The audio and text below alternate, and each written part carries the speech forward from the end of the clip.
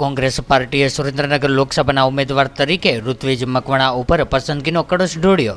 કોંગ્રેસના આગેવાનો અને કાર્યકર્તાઓમાં ખુશીનો માહોલ જોવા મળ્યો। ત્યારે લોકસભાના ઉમેદવાર ઋત્વિજભાઈ મકવાણાએ જણાવ્યું હતું કે પૂરી તાકાતથી ચૂંટણી લડીશું। ત્યારે સુરેન્દ્રનગર 2024ની લોકસભાની ચૂંટણીમાં કોંગ્રેસના હાઈકમાન્ડ દ્વારા કોંગ્રેસ ચોટીલાના પૂર્વ ધારાસભ્ય ઋત્વિજ મકવાણાની પસંદગી કરતા કોંગ્રેસના કાર્યકર્તાઓ અને આગેવાનોમાં આનંદની લાગણી છવાઈ જવા પામી છે। સુરેન્દ્રનગર લોકસભાની બેઠક ઉપર ધંધુકા લીંબડી ચોટીલામાં તળપદા કોળી સમાજનું પ્રભુત્વ છે। ત્યારે સુરેન્દ્રનગર લોકસભાની બેઠકમાં કુલ 5 વિધાનસભા આવેલી છે, જેમાં ખાસ કરીને ધંધુકા લીંબડી અને ચોટીલામાં સૌથી વધુ તળપદા કોળી સમાજનું પ્રભુત્વ છે। જ્યારે વઢવાણમાં તળપદા અને કોળી જ્ઞાતિના મતદારોમાં લાંબો ફેર નથી। જ્યારે ધ્રાંગધ્રા, હળવદ અને પાટડીમાં તળપદા કોળીની ઓછી વસ્તી છે, તો બીજા તાલુકાઓમાં પણ થોડી ઘણી તળપદાની વસ્તી છે। ત્યારે ઋત્વિજ મકવાણાએ જણાવ્યું હતું કે જ્યારે ચોટીલાનો ધારાસભ્ય હતો ત્યારે લોકોની પાયાની સમસ્યાને હલ કરવા માટે સતત દોડતો રહ્યો હતો। ત્યારે હવે વિધાનસભા વિસ્તારમાં ખાસ કરીને ખેડૂતો અને આમ જનતા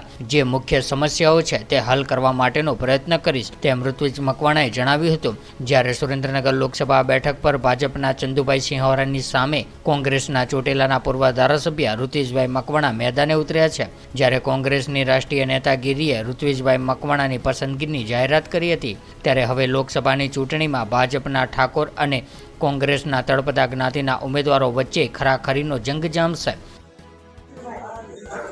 આ વખતની લોકસભાની સામાન્ય ચૂંટણીમાં સુરેન્દ્રનગર જિલ્લા કોંગ્રેસ સમિતિ એનું નેતૃત્વ ભાઈ શ્રી નૌશાદભાઈ, ગુજરાત પ્રદેશ કોંગ્રેસ સમિતિ અને એનું નેતૃત્વ સન્માનની શક્તિસિંહજી ગોહિલ, એવી જ રીતે રાષ્ટ્રીય નેતૃત્વ સન્માનની મલ્લિકાર્જુન ખડગેજી અને સમગ્ર કોંગ્રેસની ટીમ, જેણે આ વિસ્તારના લોકસભાના નેતૃત્વ માટે મારા નામની પસંદગી કરી છે, ત્યારે સમગ્ર કોંગ્રેસની ટીમનો ખૂબ ખૂબ આભાર માનું છું।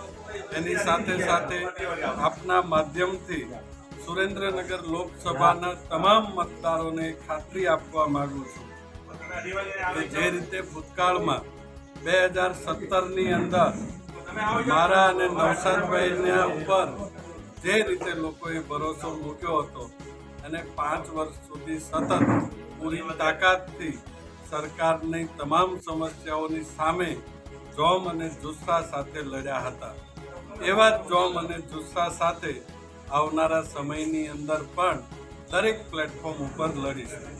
કયા મુદ્દાઓને લઈને ખાસ લોકો પાસે જશો? લોકસભાનો મત વિસ્તાર છે, ખૂબ જ વિશાળ છે, અલગ અલગ 5 જિલ્લાઓની અંદર વહેંચાયેલો છે અને દરેકની સમસ્યાઓ પણ અલગ છે। કોઈક જગ્યાએ પાણીની તકલીફ છે, કોઈક જગ્યાએ ખનીજ સાથે સંકળાયેલા ઉદ્યોગોની તકલીફ છે, વેપારી વર્ગને જીએસટીથી તકલીફ છે, મીઠાના અગરિયાઓની અલગ તકલીફ છે, ધોલેરાના। तो व्हाट्सएप, ट्विटर, फेसबुक, इंस्टा जहाँ भी आपका अकाउंट है, इसे शेयर बटन के द्वारा वहाँ पर शेयर करें।